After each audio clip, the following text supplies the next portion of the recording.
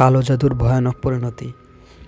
অলোকের জীবন ছিল সাধারণ, কিন্তু মন ছিল কৌতূহল আর রহস্যপ্রিয়পূর্ণ। তার বাড়ির পাশে একটি পুরনো লাইব্রেরি ছিল, যেখানে দুষ্প্রাপ্য সব বই পাওয়া যেত। একদিন অলোক একটি বই খুঁজে পেল, অন্ধকারের রহস্য। বইটির প্রচ্ছদ ছিল ভয়ানক চিত্র দিয়ে ভরা। অলোকের মনে হলো এর ভিতরে লুকিয়ে আছে এক অদ্ভুত শক্তির গল্প। বইটি পড়ে সে জানতে পারল এক পুরনো ত্রান্তিক বিদ্যার কথা, যার নাম কালো জাদু। অলোক বিশ্বাস করল এই বিদ্যা তার জীবনকে বদলে দিতে পারে। তবে বইটির একটি সাবধানবাণী ছিল যে এই জাদুর ব্যবহার করবে সে অন্ধকারের শৃঙ্খলে আবদ্ধ হয়ে যাবে। কিন্তু অলোক এটাকে হুমকি নয়, বরং চ্যালেঞ্জ হিসেবে নিল।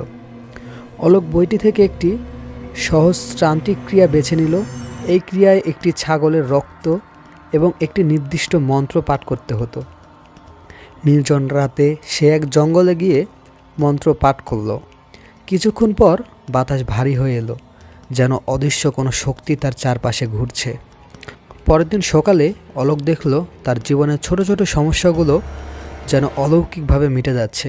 সে মুগ্ধ হয়ে গেল এবং সিদ্ধান্ত নিল আরও জটিল মন্ত্র প্রয়োগ করবে।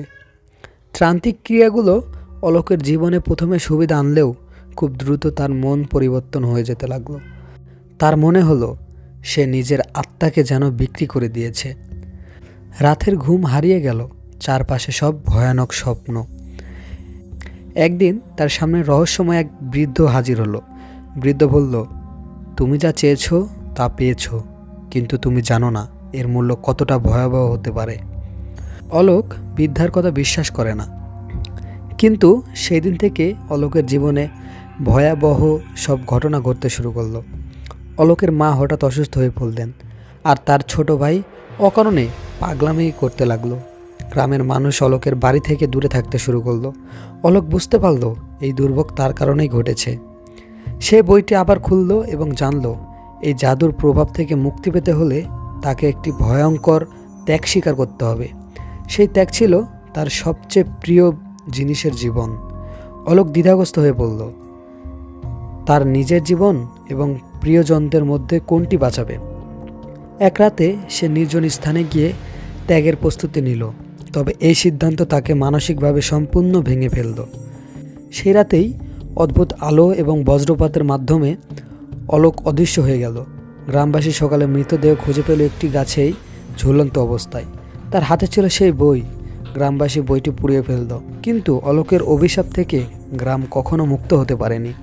মাঝরাতে সেই বৃদ্ধার ছায়া গ্রামে দেখা যেত। কালো জাদু শুধু অলোকের নয়, পুরো গ্রামকেই ধ্বংস করে দিয়েছিল।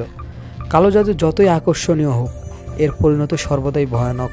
ক্ষমতার লোভে মানুষদের জীবনকে অন্ধকারের পথে নিয়ে যেতে পারে এই কালো জাদু।